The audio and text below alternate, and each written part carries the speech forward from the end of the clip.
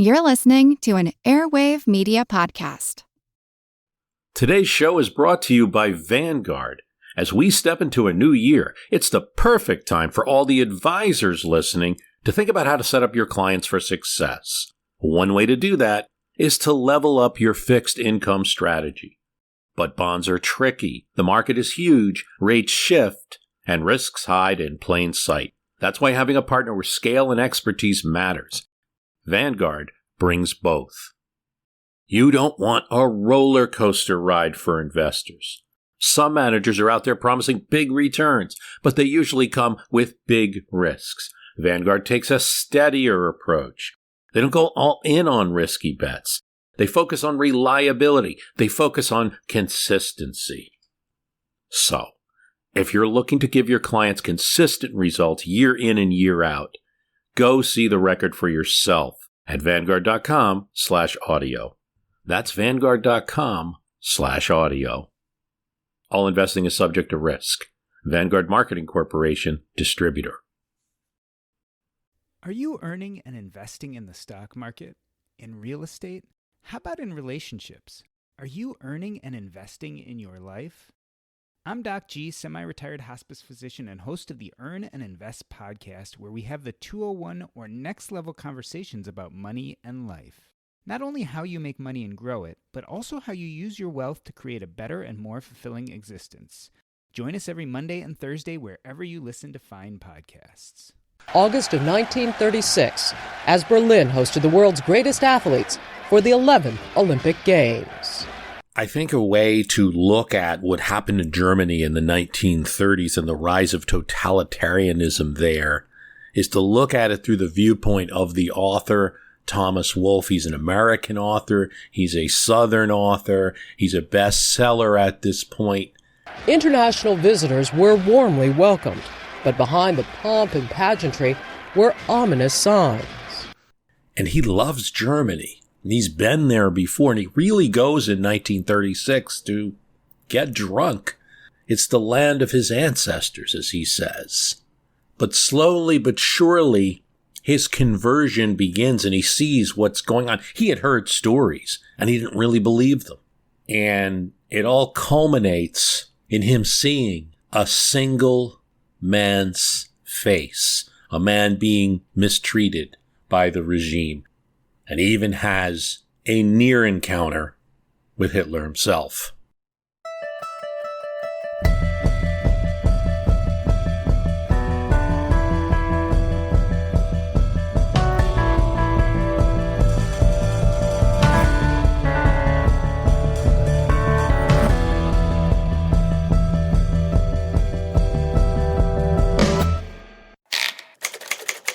When he looked from the windows of the train next morning, the hills were there. They towered immense and magical into the blue weather, and suddenly the coolness was there. The winey sparkle of the air and the shining brightness. Above him loomed huge shapes, the dense mass green of the wilderness, the cloven cuts and the gulches of the mountain passes, the dizzy steepness. With the sudden drops below, he could see the little huts stuck to the edge of the bank, hollow and toy small, far below him in the gorges. The everlasting stillness of the earth now met the intimate, toiling slowness of the train. He had an instant sense of something refound, something far, something near, something strange, and something familiar. And it seemed to him that he had never left the hills. And all that had passed in the years between was like a dream. And at last the train came sweeping down the long, sloping bend to the station. But before it came to a full halt, George had been watching out the windows and had seen Randy Shepperton and his sister Margaret waiting for him on the platform.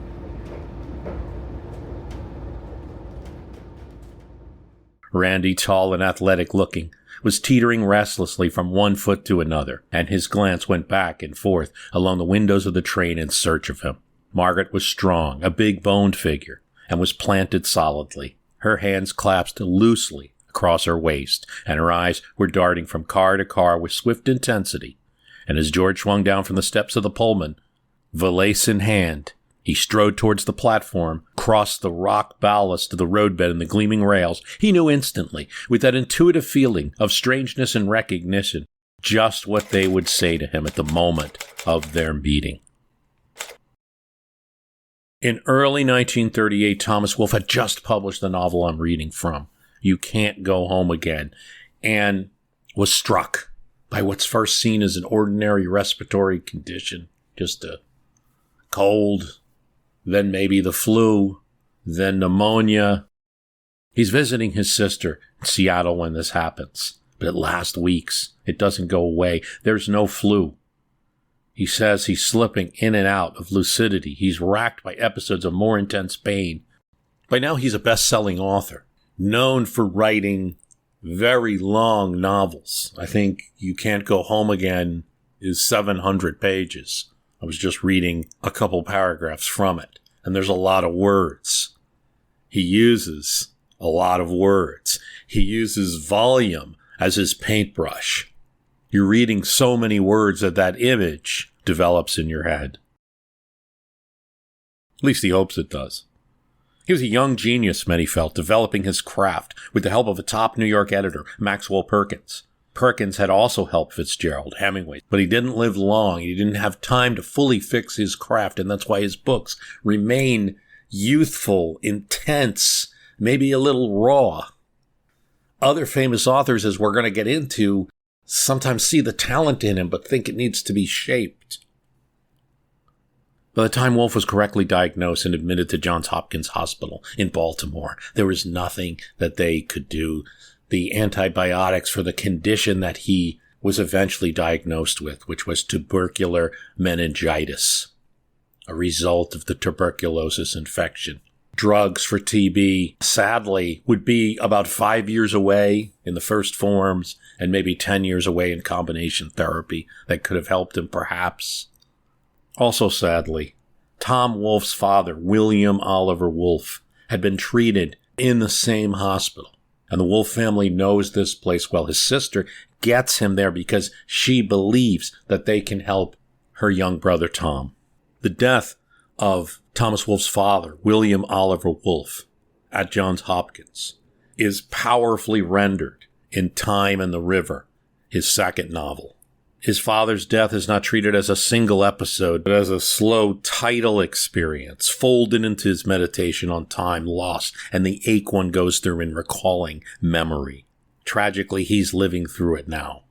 Wolfe wrote about nothing else than his own experience. His only subject was himself, his family, his town, what he did, what he experienced, his time in his small town in the mountains, his childhood, his time at Harvard, his time in New York, his books, and the reaction to his books. That's what he wrote about. And he wrote it like a machine gun, commas as his ammunition, firing in long, unstoppable bursts that seemed to come straight out of his head onto the page. He wrote spontaneously, pouring down everything that surged through his mind. He didn't outline. He didn't hold back. He told the story while describing absolutely everything at the same time. Editing would come later. It was image after image after image piling up without pause. The pauses in his book perhaps are the chapters. Maybe he had a photographic memory or did really good diaries and journaling to get all this. But he carried enormous stories of lived detail with him. And if you're thinking this guy in 1938 sounds like things that would come later, like beat poets, Jack Kerouac, on the road, right? You just write down what's on the page, keep typing. You should know that Thomas Wolfe was Jack Kerouac's great influence, and also an influence for the poet Allen Ginsberg. And they were coming from the same tenet in any case, Walt Whitman. Walt Whitman, however, is dead in 1890. He's still an influence for Wolfe, but to some, that Whitman-esque style of all those words is not modern. He had so much material that Maxwell Perkins, already a busy editor, would spend extra time at night editing this young prodigy. His manuscript would be carved down, cut into 2 books.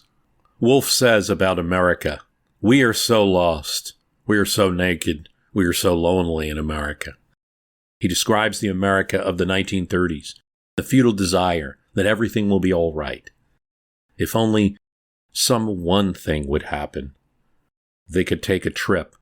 They could eat bran for breakfast, get introduced to a famous person, have a famous author discover their manuscript, win admission to a famous school. Everything will be all right if that one thing happens. That's the America of the 1930s.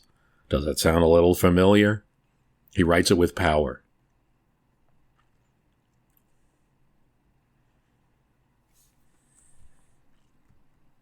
So I'll talk a little bit in this episode about Thomas Wolfe, the author that I like and one that I think gets written off as somebody who's of the past and is very different from the modernist school where you sculpt a little more, where you eliminate words. I'll discuss that in a second. But I want to discuss one element about Thomas Wolfe in particular, one that's buried in this novel of his, You Can't Go Home Again.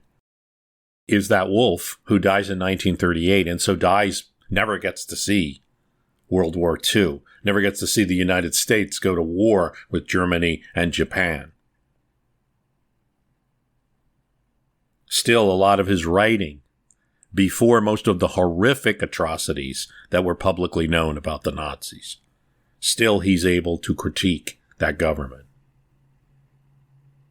It was something that he learned because his first visit to Weimar Germany had been enjoyable, and his ancestry comes from this country. He calls this country his second home, the second most beautiful place to him. You have to understand the context, though, of Wolfe's writing and his style. It's very much contrary to prevailing norms.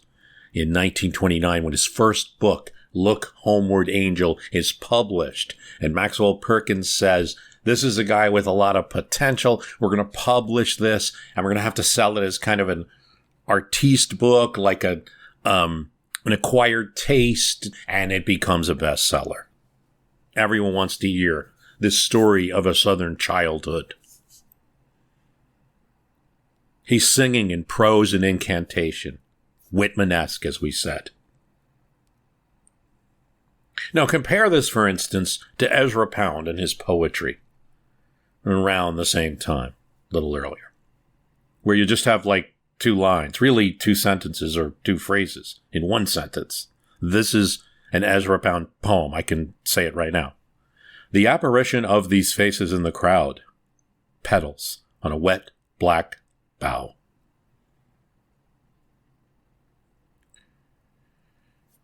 Pound is doing something that's very common.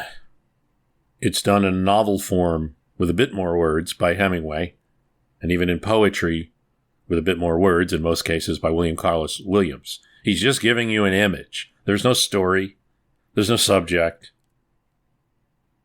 The image of the subway titled in that poem, In a Station on the Metro, 1913. It suggests sudden ghostly appearance. Faces glimpsed, but they're not known. Urban faces set aside a natural image. Pale versus dark. Delicate feet against the hard floor. And you got the image of the subway, and your head does the rest. Your brain does the rest. I mean, of course, you can think about isolation, alienation, the modern world, people putting themselves in this dark place, and we don't really know who they are. The very medium is the message, as that famous thing goes, right? There's no speaker, no subject. It's your perception that Ezra Pound wants you to add to the poem. I mean, I think he's got a goal, but he wants you to go through it and takes the chance that you might not be 100% with him, like a lot of modern poets, artists, and such do. I bring Ezra Pound up, not to talk on and on about Ezra Pound, but to provide an example of exactly what Wolfe is not for, exactly what he's against. The important thing of bringing up Ezra Pound is that Wolfe is absolutely opposed to this kind of taking a scalpel to words, of being elegant with these phrasings. He wants everything spilled out in words on the page, where Ezra has one sentence separated by a single colon. As we said, the pause for Thomas Wolfe is like his chapters. You can take a break in between the chapters. F. Scott Fitzgerald liked Wolfe.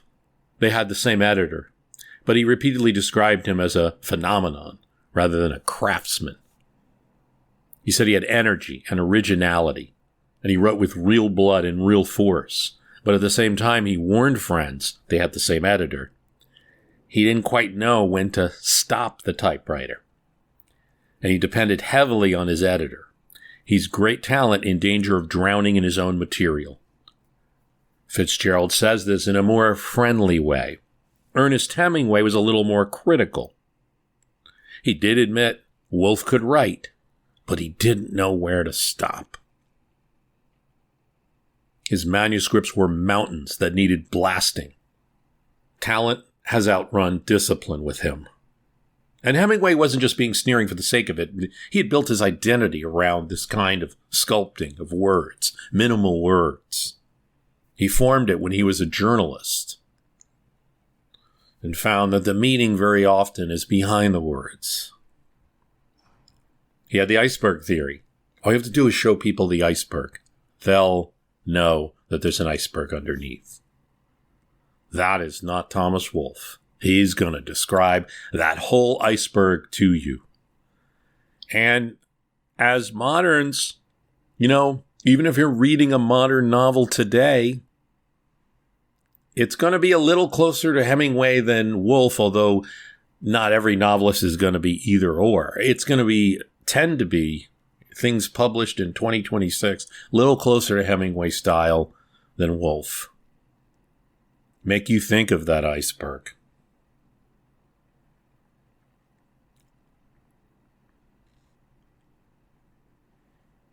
Hemingway has this story, just as an example, where there's a suicide that occurs. It's called Out of Season. But you have to imagine that it occurred because he never describes it. He never tells you that it happened. But everything else leads you to that conclusion. That's real writing to Hemingway.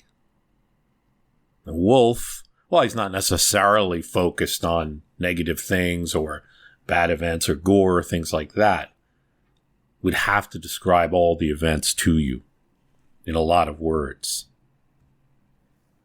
That's one criticism of Wolfe. Another criticism he faced in his time from an author that wrote like him, sort of, like John Del Pasos, who wrote about society in several books on America and wrote long books with lots of words in them. The other criticism was that Wolfe didn't focus enough on politics. Everything was about himself. Inward looking. And I disagree with this. I think within his books, telling a story about his childhood, there's so many little things that you can match up with politics then and today. He really takes 1930s American society to task in a description of his hometown. And if we moderns can't figure that out, boy, did the people at his time who lived in that small town realize that he was making fun of them while telling a great story.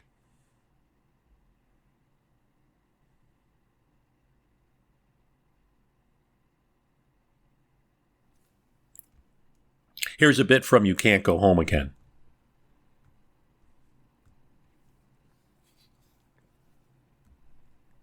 Where he discusses his hometown, which is Asheville. He calls it Altamont. And it's in the 1930s. And he's describing it in the 1920s, in the run-up to the Great Depression. And the speculative trend that was going on all across the country hits his hometown. What did the future hold for that place and for its people? They were always talking of the better life that lay ahead of them and the greater city they would build. But to George is Tom Wolfe. But to George, it seemed that in all such talk there was evidence of a strange and a savage hunger that drove them on.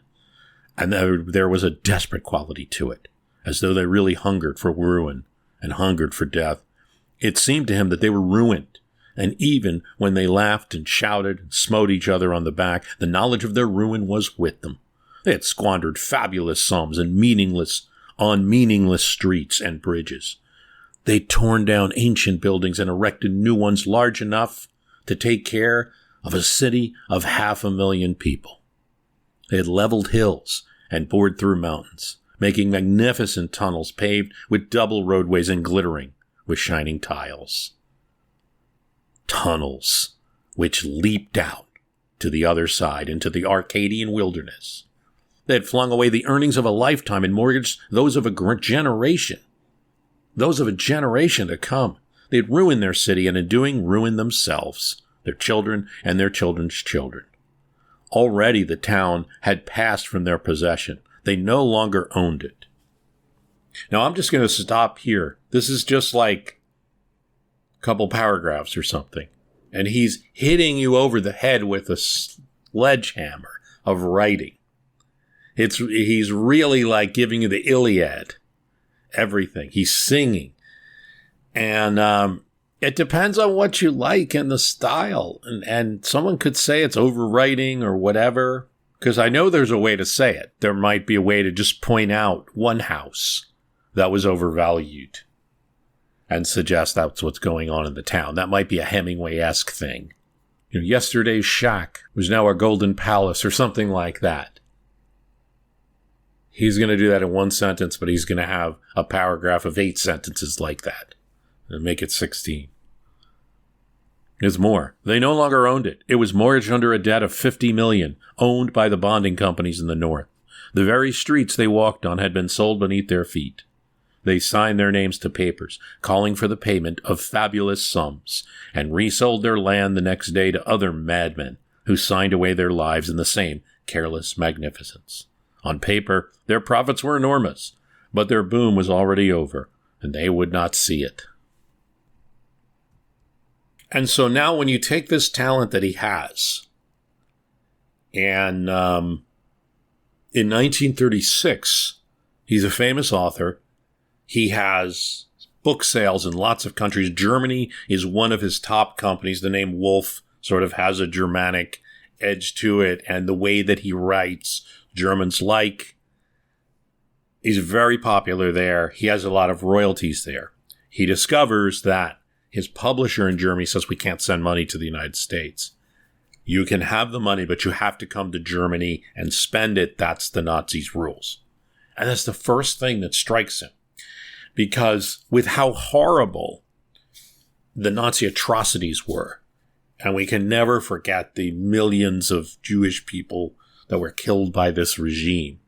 But I also think that it makes it look so unique in history that we don't see the starting of this German government as bad already in doing maybe small, less public things, some very public, that are very bad and totalitarian. And that's what all that Thomas Wolfe is able to see because he doesn't live for past 1938. 49 nations, including the United States, came to Berlin for the Nazi Olympics and watched as Aryan athletes followed in the footsteps of the ancient Greeks, bringing fire from Mount Olympus in the first ever Olympic torch relay. The torch run relay was the perfect event for them, and they had such a superb propaganda machine that they were able to exploit it in every way to get the maximum propaganda value out of it. And I think his unique talents now find the right target. Contrary to the argument of those who preferred, say, a John Dos Passos, just being political in the work, we do find it in passages that he writes in his books. Here's from Elizabeth Knoll, Thomas Wolfe biography. Wolfe is amazed by Munich. He's amazed by the Olympic Stadium that's built. He goes to the Olympics.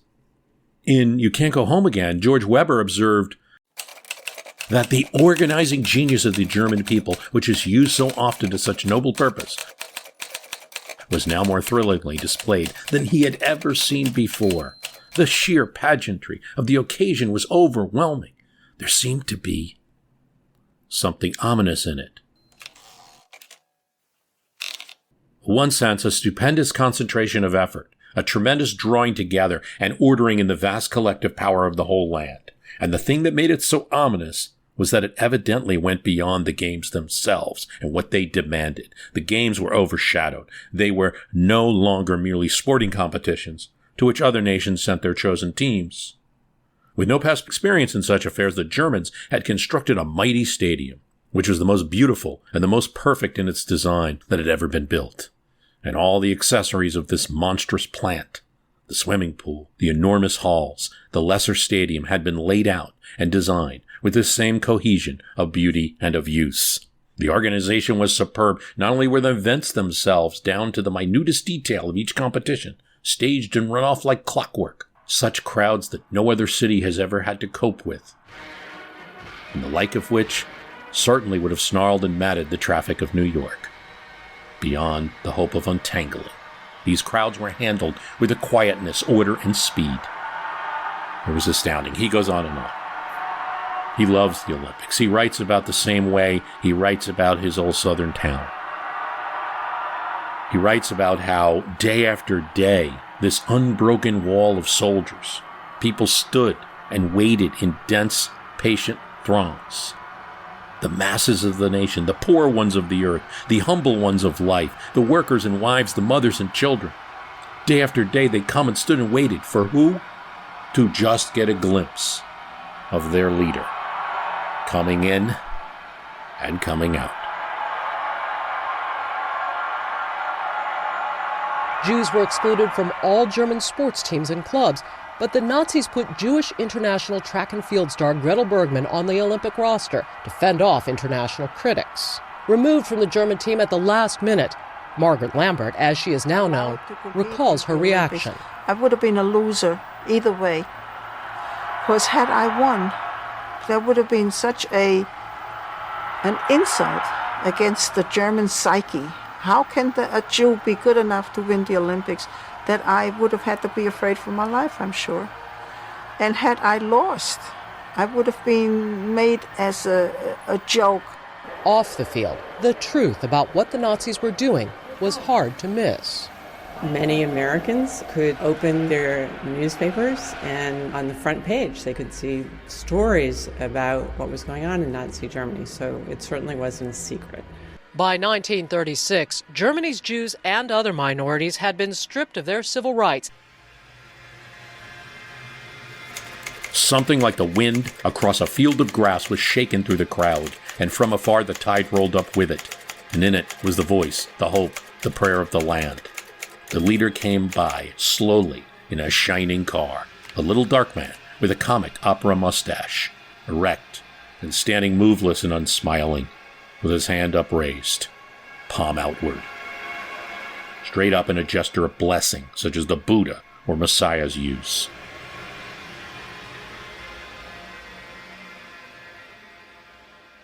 Today's show is brought to you by Vanguard. As we step into a new year, it's the perfect time for all the advisors listening to think about how to set up your clients for success. One way to do that is to level up your fixed income strategy.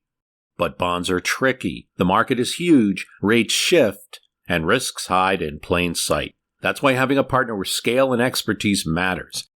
Vanguard brings both. You don't want a roller coaster ride for investors. Some managers are out there promising big returns, but they usually come with big risks. Vanguard takes a steadier approach. They don't go all in on risky bets. They focus on reliability. They focus on consistency. So, if you're looking to give your clients consistent results year in and year out, go see the record for yourself at Vanguard.com/audio. That's Vanguard.com/audio. All investing is subject to risk. Vanguard Marketing Corporation, distributor. This episode is brought to you by Indeed. Stop waiting around for the perfect candidate. Instead, use Indeed sponsored jobs to find the right people with the right skills fast. It's a simple way to make sure your listing is the first candidates see. According to Indeed data, sponsored jobs have 4 times more applicants than non-sponsored jobs. So go build your dream team today with Indeed. Get a $75 sponsored job credit at Indeed.com/podcast. Terms and conditions apply. Elizabeth Noel writes how Wolfe himself did not talk to Hitler. He did talk to some people who might have been in high positions. He was famous in Germany. People would have known him. He's walking around to various beer gardens, seeing the cafes, spending his royalty money. At one point, though, he almost has an encounter that might have changed diplomacy, perhaps, or history, perhaps. He's in the diplomatic box, VIP tickets, and he sees the African-American track star Jesse Owens score. He lets out a war whoop. And at this moment, Adolf Hitler himself twists in his seat and looks down, attempting to locate who in this diplomatic box is the miscreant. He frowns angrily. Nazis considered African Americans as animals utterly unqualified to enter the games, and America had sent Owens as a representative. Now, what's ironic about this is in his youth, you can't say very many good things about Wolfe and his attitude towards African Americans, and some shows up in his writing. So there's some sympathetic writing as well. He was a bigot in his childhood, his teenage years. One time when he's arrested for drunkenness, he complains to the police because he's in a cell with an African-American person. And now here he is in Germany, nearly taking on Hitler over this issue on the African-American side. Now, fortunately for him, perhaps no one is able to figure out who did that war whoop, and the matter is dropped. Knoll notes how, even in his journals, you see the formation of his opinions changing. At first, he's kind of saying, everyone had told him these stories, but he's not really seeing it on the streets. He gets these ominous notes, like someone says, someone's going to call your room. Do not meet this man. Why not? Why wouldn't I meet this man? Have you heard of the purges? He's the one responsible. Do not meet this man. Okay. In other cases, he is invited to a party, wants to bring people, and the people that Thomas Wolfe knows are kind of the literati in Berlin. They're also the people the Nazi government doesn't like too much because they're of liberal politics. He's told a lot, don't bring that person. And he said he has to go through about 5 different people where it's like, can I bring this person? No, don't bring that person. Don't bring this person. There's a lot of restrictions. He already sees that German citizens cannot leave Germany without permission. And they cannot take all but a pittance of money out of Germany. There's this obsession that people, particularly Jewish people, but it does apply to all citizens, are leaving Germany with all the money. And unfortunately, as he writes in his You Can't Go Home Again, that suspicion doesn't just end with the government officials, it's infected the German people as well. But he's still, in his journals, working out like, well, it's good because the streets are clean, the trains run on time, there's a concentration of national energy, there's effective relief programs for people. But these blessings, do they compensate for the loss of human liberties, freedom of speech? We have to put up with a cult of insular superiority. And with that, a need for insular domination. In other words, my country, right or wrong, is essentially what that means. And so he's working it out. But a lot of these entries, Knoll says, would have been made after heated arguments with his friends, and most of his friends in Berlin are anti-Nazi. He would never accept anything on anyone's say-so, and so attempts to make him do so always drove him to the opposite side. But little by little, the world came in, the reality came in, little things that happen. It takes him so long to spend any American money. He has some American money brought with him. He has to get special permission. It quickly comes down to it's going to take longer to get the permits to spend the American money than he is going to stay in Germany. But it's when he sees that there's a man who's traveling in the same train compartment with him on a train for Paris, is arrested at the border, trying to smuggle money out of the country, more than the Nazi law allowed. A lot more. It's whispered among the other passengers the man is Jewish and trying to escape Germany before prosecution that is surely coming. As he writes, the three officials came to the door of the compartment with the little man between them. He stepped down to the platform and marched along white as a sheet. Grease standing out in the beads all over his face. Protesting volubly in a voice that had a kind of anguished lift to it. They had him far down the platform. The passengers heard the shrill, sudden fife of the Belgian engine whistle. The guard called, warning all up and down the train. And the doors were slammed. The doors are slammed without this man who's now in custody. Wolfe describes it. Slowly the train began to move at a creeping pace. It rolled right past the little man. They had him all right. The officers surrounded him. He stood among them, still protesting, talking with his hands, and the men in uniform said nothing. They had no need to speak. They had him.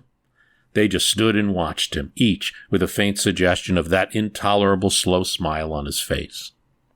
They raised their eyes and looked at the passengers as the train rolled past, and the line of travelers standing in the corridors looked back at them and caught the obscene and insolent communication in their glance. And the intolerable slow smile. The little man, he too paused, once from his feverish effort to explain, as the car in which he'd been riding by slid by. He lifted his pasty face and terror-stricken eyes, and for a moment his lips were stilled of their anxious pleading. He looked once directly and steadfastly at his former companions. This includes Thomas Wolfe. And they looked at him. And in that case, there was in all of the unmeasured weight of man's mortal anguish. George and the others felt somehow naked and ashamed and somehow guilty. They all felt that they were saying farewell not to a man, but to humanity. Not to some pathetic stranger, some chance acquaintance, but to mankind. Not to some nameless cipher out of life, to the fading image of a brother's face. The train swept out and gathered speed, and they lost them. He writes this in 1936. He records it, and he even gets to Paris and makes his mind up that this sight of this one man, this image which he's in his head, he's going to repeat in his book. In fact, he's not going to wait. He's going to do a short story in a Paris journal. And then he's going to include it in his book that he's working on. With this image, he made up his mind about Hitler and Hitler's government. He does not live to see some of the atrocious events. He's there, of course, for the Enabling Act. He's living for a lot of the Nazi killings extrajudicial that occurs. He hears a lot of things. All the barbaric rules and big bureaucracy, let us not forget, that they introduce. But mostly, it's the image of this man which conveys everything. And in his writing, he does perhaps a better job than journalists could do, explaining things. That passage I read you, I don't know. I mean, to me, sometimes you need a lot of words. I've decided to publish it, and I'm going to call it, I Have a Thing to Tell You, and it's about this little man. The story wrote itself, Thomas Wolfe would say later. It's the truth as I could see it. It's published in 1937 in the New Republic. And immediately, all of Thomas Wolfe's books, which had been quite popular in Germany, are taken off the shelves and banned in the Nazi realm, as he knew it would be.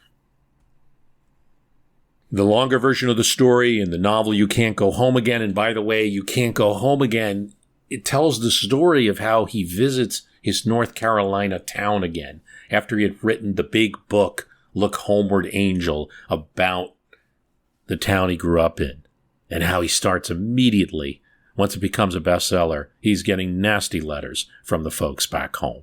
How could you do this? How could you do this to your poor aunt, your poor mama, your relatives, your sisters? This is terrible. How could you do this to the South? A college roommate writes him a nasty letter. His mother and sister are actually okay with the book. They actually like the book. They like his writing. They're not, but in town, he's now a hated figure.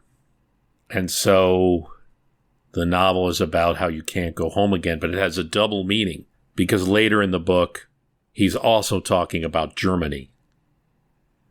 To the extent Thomas Wolfe is even discussed anymore, all people are going to talk about is that first point. He wrote this book later in his life called You Can't Go Home Again. And it's about how he wrote the novel and then he couldn't return to his hometown anymore. And it's true. They forget about the second part of the novel, which he's also playing off on the fact that he also couldn't go to one of his favorite countries and the land of his ancestors, Germany. You can't go home again. It's all the way in 1948 when journalist Hans Meyerhoff is writing in Commentary magazine. He's looking for a boarding house and ends up finding one with Mabel Wolfe. Mabel Wolfe is Helen in these in Wolfe's stories. It's Thomas Wolfe's older sister.